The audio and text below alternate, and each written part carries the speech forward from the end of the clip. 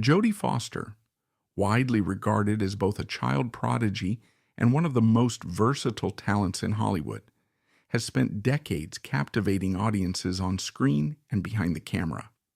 She began her journey at a shockingly young age, forging a path that would lead her through memorable roles, personal challenges, public controversies, and an enduring legacy as one of the most distinctive voices in cinema.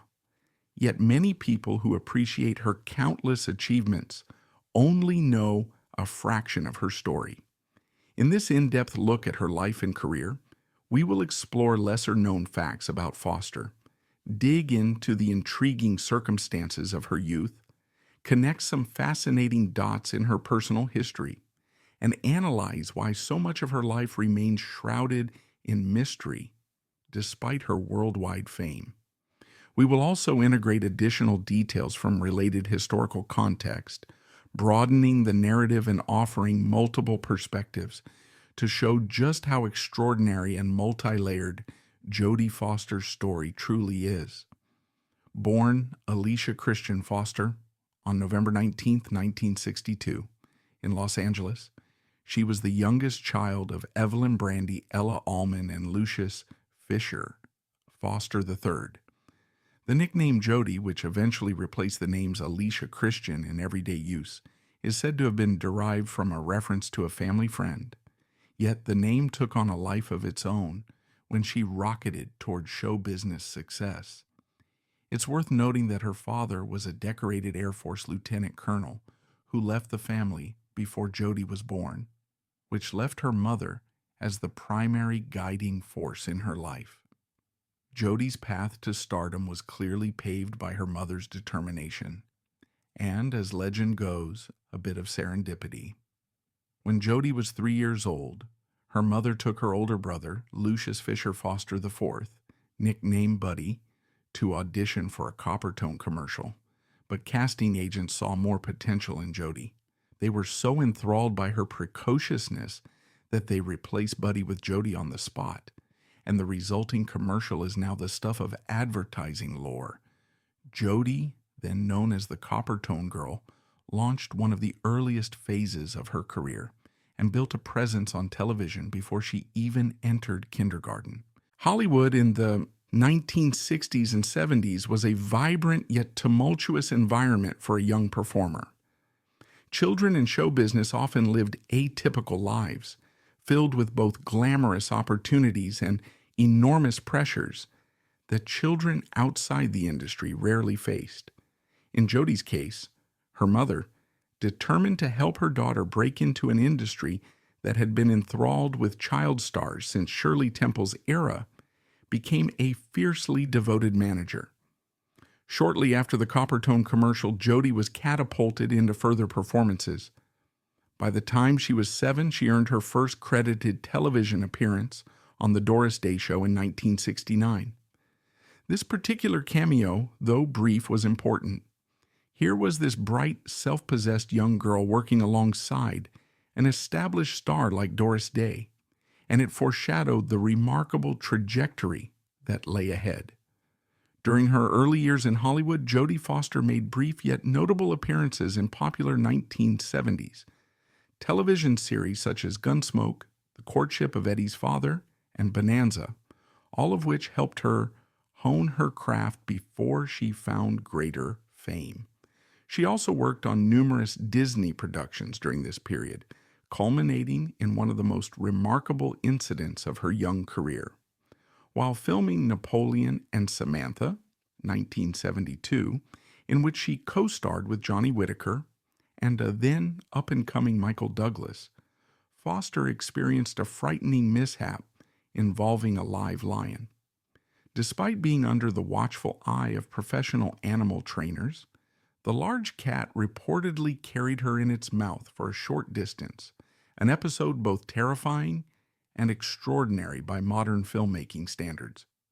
Although Foster escaped without serious harm, she emerged from the ordeal with a lingering fear of big cats, a psychological imprint that stands out in her otherwise fearless approach to challenging roles.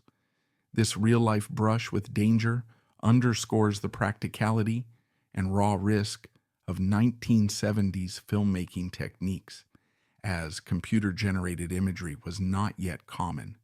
It also reveals Foster's early resilience, foreshadowing a career in which she would repeatedly demonstrate the same kind of intense courage, both on and off screen, that has since defined her as one of Hollywood's most versatile and enduring talents. Foster's intelligence was as evident as her acting talent. She taught herself to read by the age of 3, which put her well ahead of her peers long before she set foot in a formal classroom. This early aptitude for language foreshadowed her later achievements. Not only did she grow up to be fluent in French, but by the age of 14, she had mastered it enough to dub her own lines in the French versions of her films. She would go on to learn Italian when she was around 18, and she can also understand some Spanish and a little German. Rare indeed is the child actor who emerges from the dizzying swirl of Hollywood's spotlight with an Ivy League mindset, but Foster's intellectual gifts and her subsequent educational path further define her as an outlier in Hollywood lore. An important piece of her story is the tension between her mother's desire to keep her firmly in the public eye and Foster's own craving for a more normal life, especially once her fame started to grow exponentially. Foster's mother had worried that attending a university would disrupt Jodie's acting career, but Jodie was drawn to an ordinary collegiate experience and a sense of anonymity that she had never known. In her late teens, she enrolled at Yale University and studied literature, immersing herself in a scholarly environment where professors recognized her as a bright student with strong intellectual curiosity. She hoped that slipping into classrooms as just another undergraduate might be possible, and to some degree she achieved that. However, her presence on campus was anything but anonymous once a more disturbing situation began to unfold. Long before Jodie Foster stepped onto the Yale campus, she had secured a major breakthrough in Hollywood, one that would define her in the public eye as a true child prodigy. At 13, she starred in Martin Scorsese's 1976 film, Taxi Driver, as Iris, a child prostitute. Playing that role was a major leap. The part included some highly suggestive scenes that were considered too explicit for a 12 or 13-year-old to film directly, so Foster's older sister Connie doubled for her in certain shots. Nonetheless, the performance was so electrifying and memorable that Foster earned her first Oscar nomination for Best Supporting Actress. The cultural climate of the 1970s was one of experimentation and a certain willingness to push boundaries, but it was still shocking for many to see such an unsettling storyline around a vulnerable adolescent. Even now, Taxi Driver stands as a raw, intense portrait of urban alienation, featuring Robert De Niro's iconic depiction of Travis Bickle. Foster's involvement at such a young age remains one of the most frequently discussed aspects of her career trajectory. It was hardly the last time she would be recognized by the Academy. In 1989, Foster received her first Oscar as Best Actress for her role in The Accused, in which she portrayed a rape survivor seeking justice. That portrayal shook audiences. It arrived at a time when discussions of sexual assault were only beginning to be handled with relative frankness in mainstream media. Foster's raw intensity in The Accused helped cement her status not just as a former child actor who graduated into adult roles, but as a serious, full-fledged actor with the ability to handle the darkest, most complex subjects. She again stunned audiences in 1991's The Silence of the Lambs, portraying Clarice Starling, an FBI trainee who finds herself in a psychological battle of wits with the brilliant but deranged cannibal Dr. Hannibal Lecter, played by Sir Anthony Hopkins. The film became a cultural phenomenon. It swept the Oscars, taking home 5 major categories: Best Picture, Best Director, Jonathan Demme; Best Actor, Hopkins; Best Actress, Foster; and Best Adapted Screenplay. To this day, it stands among the few thriller horror films to win Best Picture, evidence of its broad recognition. Foster has mentioned during an appearance on The Graham Norton Show that she barely spoke with Hopkins on set because she was genuinely frightened by his unnerving, mesmerizing performance. In a strange twist, Hopkins later revealed he was similarly intimidated by her. That mutual fear might have contributed to the riveting chemistry between their characters. Yet high-profile triumphs were only part of the story of Foster's life. While at Yale in 1981, Foster became the unwitting focus of John Hinckley Jr., an emotionally disturbed man from Colorado who'd grown fixated on her after seeing Taxi Driver. Hinckley harbored a delusional idea that assassinating the U.S. president would somehow impress the actress. On March 30th, 1981, he attempted to assassinate President Ronald Reagan, gravely wounding Press Secretary James Brady, among others. Foster, understandably horrified by the entire ordeal, was thrust into a media spotlight that conflated her with the fictional world of Taxi Driver, a film in which a character also plans a political assassination to impress a woman.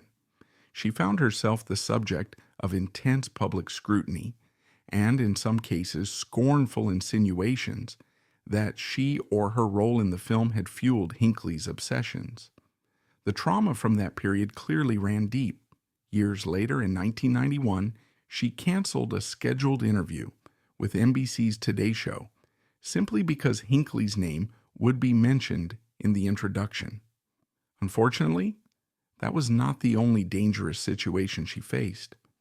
Another stalker, Edward Richardson, emerged during her time at Yale, and though he did not attempt to assassinate a politician, his intentions were equally frightening. He wanted to kill Foster. His plot never came to fruition, but the experience contributed to the emotional toll stalking exacts on public figures, particularly women. It is no wonder that from a young age, Foster was forced to develop a steely resolve and a shrewd understanding of the complexities of fame. Nevertheless, she also cultivated a private, introspective side. During her college years, she delved into literature, refining both her academic acumen and her appreciation for narrative storytelling. In 1985, she graduated from Yale with a degree in literature, earning high marks and leaving with intellectual credentials that would later be bolstered by an honorary Doctor of Fine Arts from the same institution in 1997.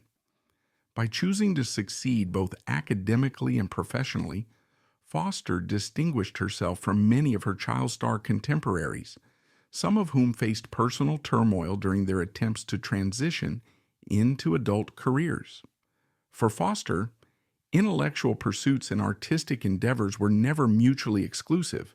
They fed each other, creating the refined, sophisticated approach that would eventually lead her to directing.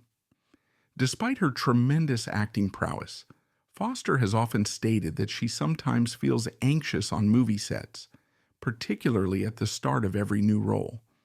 The world tends to assume that a person of her experience might be immune to nerves, but Foster has admitted on multiple occasions that she battles jitters when stepping onto a set for the first days of filming.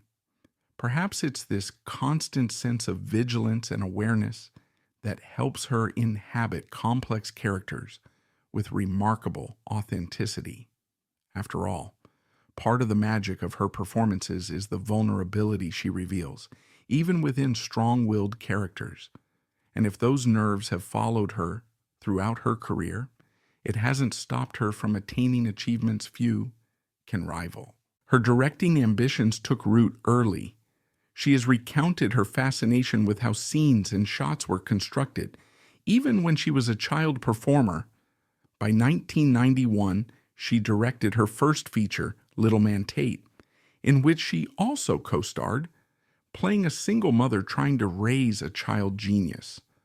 Although it was her debut behind the camera, the film garnered considerable critical praise for its sensitivity and insight into the emotional challenges faced by gifted children.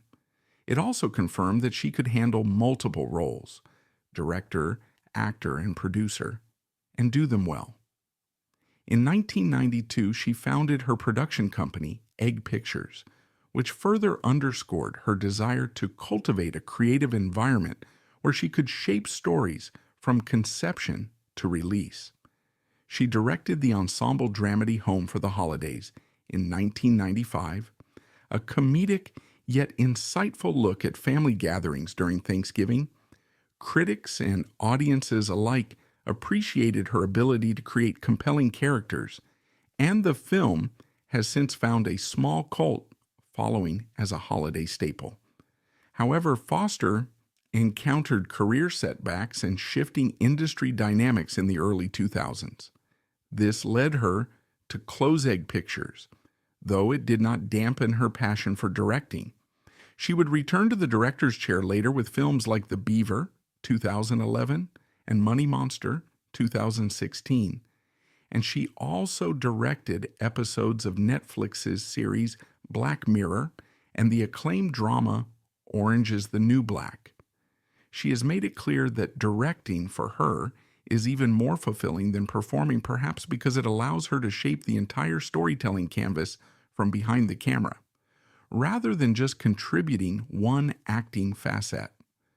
Beyond her professional life, Foster's personal journey has been marked by both mystery and steadfast control over what information she chooses to share publicly. Having grown up in the glare of Hollywood, she has learned to guard her privacy. Much was speculated about her sexuality for years, and though she had been in a long-term relationship with producer Sidney Bernard from 1993 to 2008, Foster was cautious in publicly labeling her orientation for most of her career. They share two sons, Charles, born in 1998, and Christopher, born in 2001. Interestingly, the father-is of those children remain unknown not only to the general public, but even as reported to the sons themselves. In 2013, Foster made a speech at the Golden Globes that many interpreted as a public coming out statement, though it was delivered with her characteristic blend of humor, intelligence, and a refusal to yield total transparency. She began dating the actress, photographer, and director Alexandra Hedison that same year, and they married in a private ceremony in 2014. While the world largely embraced the union, Foster has maintained the same sense of privacy regarding her personal life that she has demonstrated throughout her career, offering occasional glimpses into her happiness, but never indulging the tabloid appetite for details. Interestingly, despite her status as an international star, there is still an air of enigma around Foster. For instance, there is an actual asteroid named after her, 17744 Jodie Foster. This cosmic tribute is testament to how extensively her influence stretches into various cultural corners. The naming of an asteroid after a figure usually indicates a blend of scientific and cultural admiration. Her role in the 1997 film Contact, where she portrayed a scientist determined to find extraterrestrial life, presumably boosted the stargazing community's fondness for her. Yet the public's general awareness of this astronomical honor remains quite low, signifying that even an actress of her renown retains some little-known facts. One might argue that part of her enduring mystique is her talent for balancing visibility with secrecy. Beyond child stardom, Oscars, college life, and wide-reaching philanthropic efforts, Foster's journey is a lens through which we can examine the precarious intersection of celebrity, privacy and personal growth. She has experienced everything from the unbelievably surreal, such as that lion incident, to the downright terrifying in the form of stalkers who threatened her safety. These extremes would rattle even the most resilient individual, yet Foster has never let them derail her professional or personal aspirations. The elegance and poise with which she handles controversies and intense public scrutiny suggests that her intellectual prowess is more than a mere footnote. It is central to who she is. Because her mother was so instrumental to her early success, it's important to remember that Jodie's mother was also protecting her child as best she could in a system that can exploit the young and vulnerable. Tales abound of child actors who struggled mightily with fame, from the psychological damage to the difficulties in forging identities beyond the roles they play. Foster's mother, though criticized by some for thrusting Jodie into stardom so early, likely saw an opportunity to provide financial stability and future prospects, all while nurturing Jodie's extraordinary gifts. It seems that what sets Foster apart is that she embraced the complexities of her situation. She recognized that acting afforded her opportunities to explore intellectual horizons, while also enabling her to attend a prestigious university like Yale. If the cost was an unsettling level of scrutiny, she was determined not to let it overshadow the life she was building for herself. Indeed, once Foster left behind the child actor image, her filmography expanded to include roles in comedies, dramas, thrillers, and genre-bending projects. Whether playing a tormented FBI agent in the psychological labyrinth of The Silence of the Lambs, a frontier survivor in the Appalachian drama Nell, 1994, a futuristic official on an embattled space station in Elysium, 2013, or a bereaved mother in Flight Plan, 2005, Foster showcases an ability to inhabit characters whose strength is often laced with vulnerability. That balance of intelligence and emotional sensitivity is perhaps her signature. Because she directs with that same focus, she often draws out layered performances from her casts, ensuring that the final product resonates on multiple levels. Her tastes in selecting roles have also impacted Hollywood's perception of her. She is known for seeking projects that challenge her. For example, she chose The Brave One, 2007, where she portrayed a radio host who becomes a vigilante after a brutal attack, interrogating moral questions about vengeance and justice. That film might not have achieved the same iconic status as some of her earlier work, but it exemplifies her courage to tackle difficult subject matter. Foster's approach, careful yet fearless, can be traced all the way back to that haunting first major breakthrough in Taxi Driver, confronting adult themes while barely a teenager.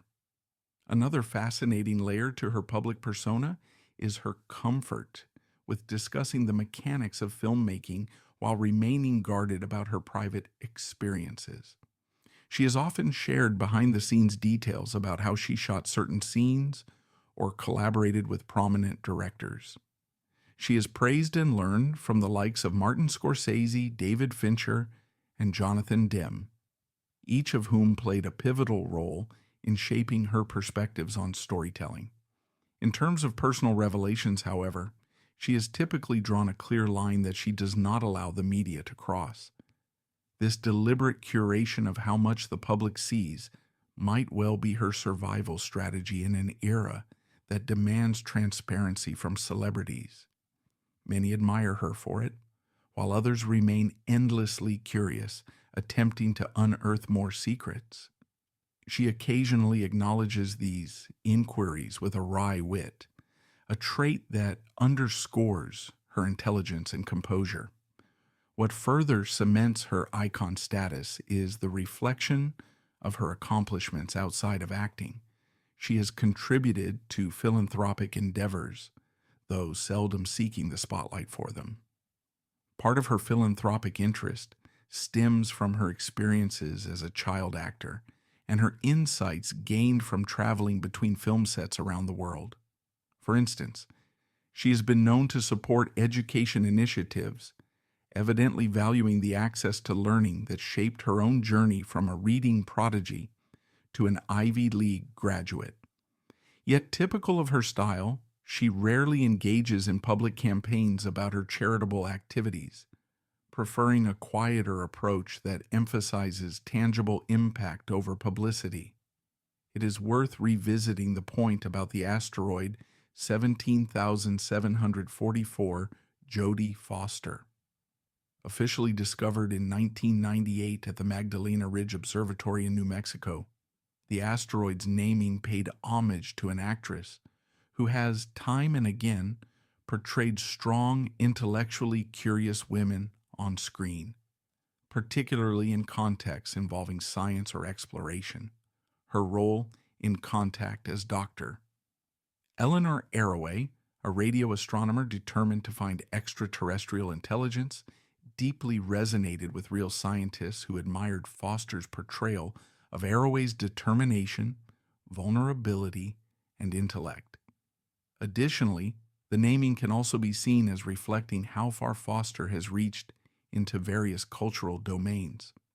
Not only is she recognized by film historians and critics for her manifold achievements, but astronomers saw fit to carve her name into the celestial record. Even more remarkable is that a surprising number of her most dedicated fans are unaware of this cosmic tribute.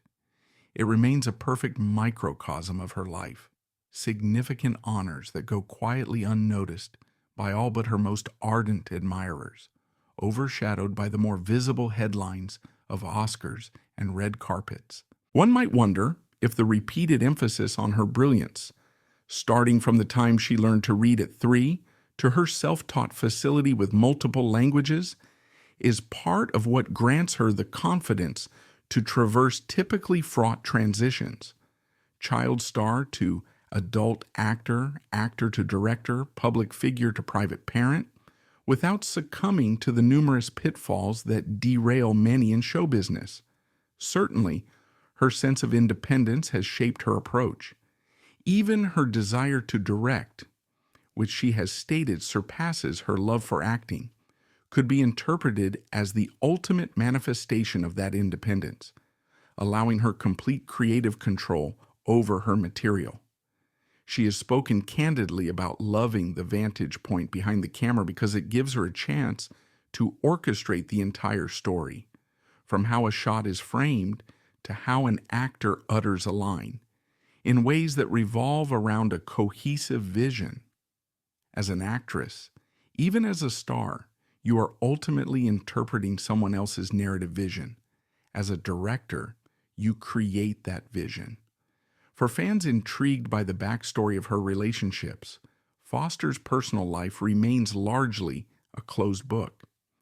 During her 15-year partnership with producer Sidney Bernard, who worked on films like A Very Long Engagement, rumors swirled about how and when they might address their relationship publicly, but Foster refused to be rushed.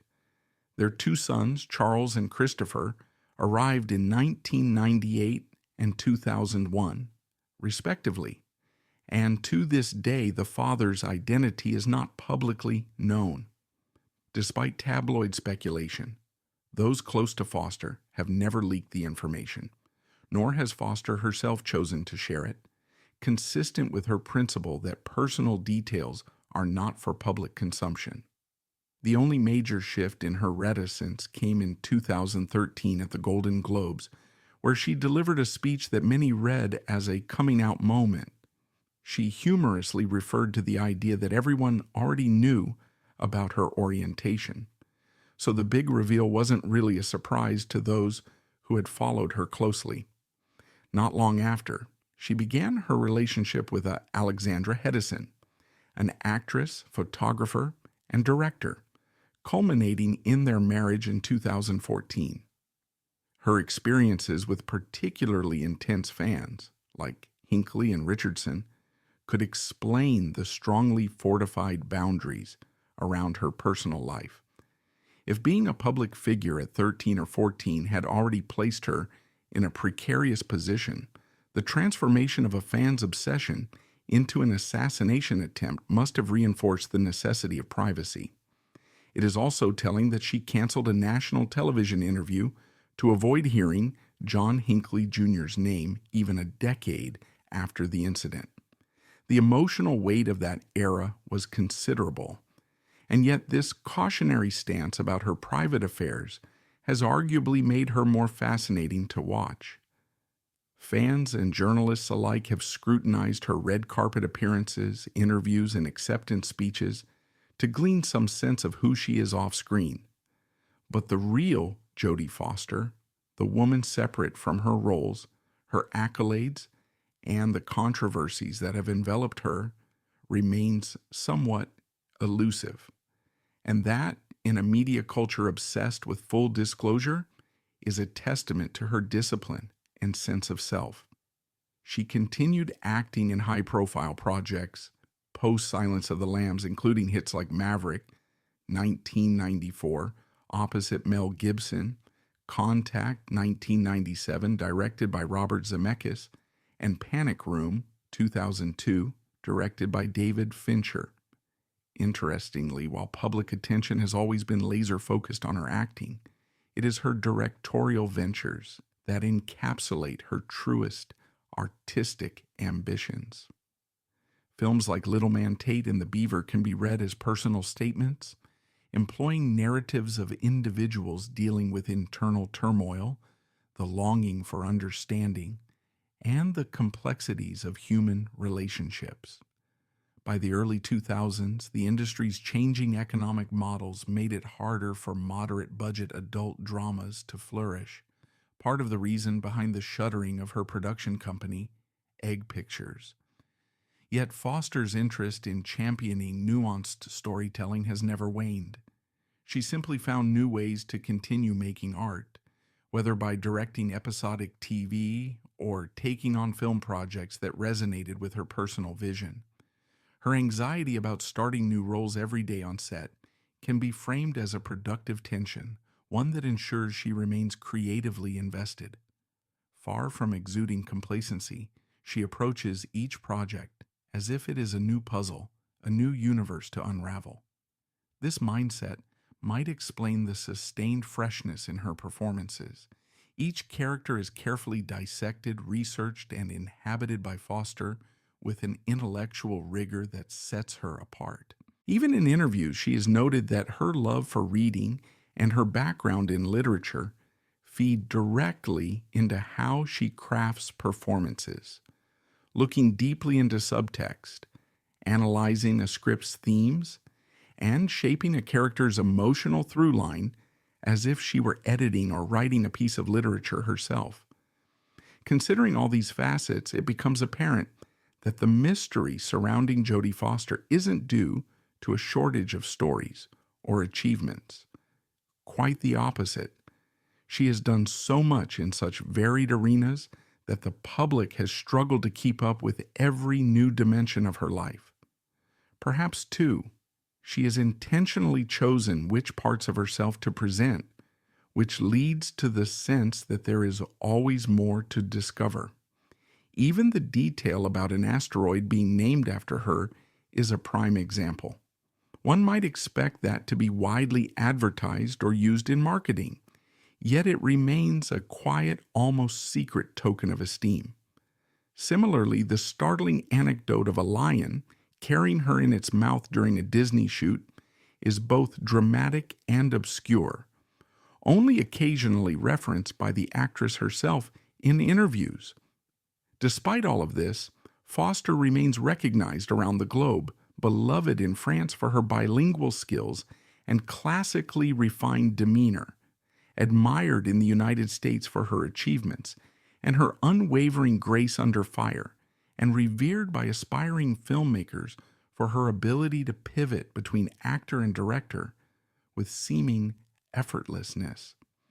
She once voiced the French version of her character in movies, directly bridging linguistic and cultural gaps in a way few Hollywood stars could. The reverence she commands internationally is a reflection of her versatile intellect and her commitment to letting the work speak for itself rather than relying on endless personal revelations. One could analyze how each phase of her life aligns with distinct moments in broader cultural history. Her child stardom in the 1970s occurred amid a wave of gritty American cinema that signaled a departure from the sanitized studio productions of earlier decades. Taxi Driver is emblematic of the new Hollywood movement of the 1970s, in which directors experimented with edgier material. Foster stood out not just as a novelty, a minor playing a prostitute, but as a legitimate talent who could hold her own in a film anchored by Robert De Niro and directed by Martin Scorsese. Moving into the 1980s and 1990s, her body of work, culminating in Academy Award, wins for The Accused and The Silence of the Lambs, paralleled shifting cultural norms around women's autonomy, sexual violence, and the representation of female protagonists in film. The atmosphere was right for an actress like her, someone who radiated both vulnerability and resolve, to step into roles that tested the boundaries of how women were portrayed in mainstream cinema. The new millennium saw the rise of intense scrutiny over celebrities' private lives, magnified by the internet and the 24-hour news cycle. Foster's brand of guarded openness set a precedent for other A-listers who wanted to maintain boundaries in an era of paparazzi and viral gossip. The mention of her philanthropic side, while less publicized, nudges us to consider that her contributions extend beyond film sets and red carpets. Many speculate that some of her philanthropic interests lie in education reform and support for the arts, particularly beneficial for child performers, though Foster, in characteristic style, seldom discusses it in great detail.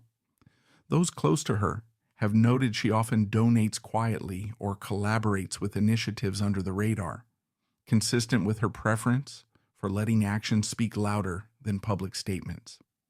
Finally, it's worth circling back to the incident that underscores just how extraordinary her childhood was: the lion encounter. Surreal as it sounds, this actual experience was part of a Disney production. The fact that Foster rarely references it except when prompted further illuminates her understated approach. It also shaped her strong aversion to cats, especially big cats, forging a lifelong phobia. Yet, ironically, that early brush with danger did nothing to dissuade her from pursuing other challenging or risky roles in adulthood. Far from it.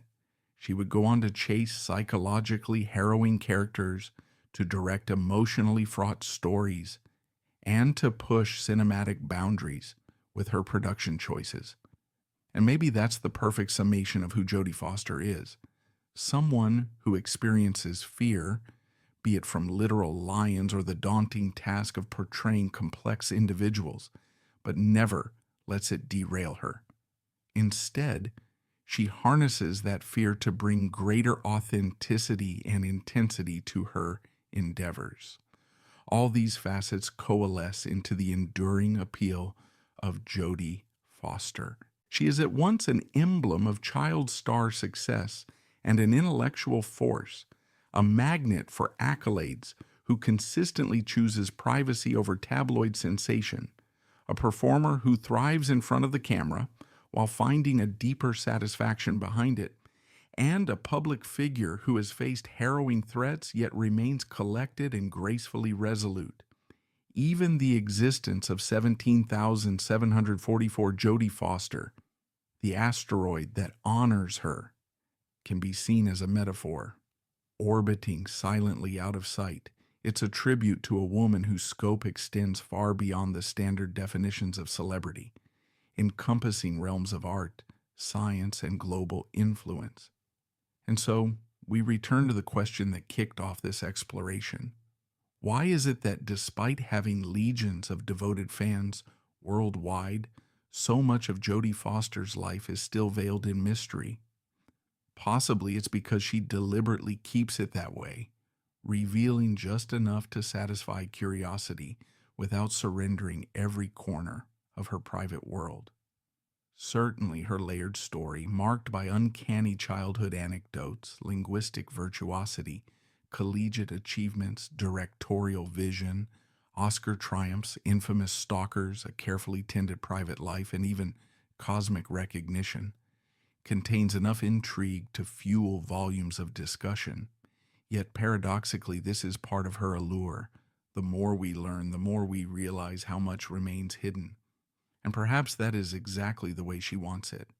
If you found this deeper look into Jodie Foster's life, career, and personal journey fascinating, consider how these facts broaden your understanding of an actress and director who transcended the expected arc of a child star.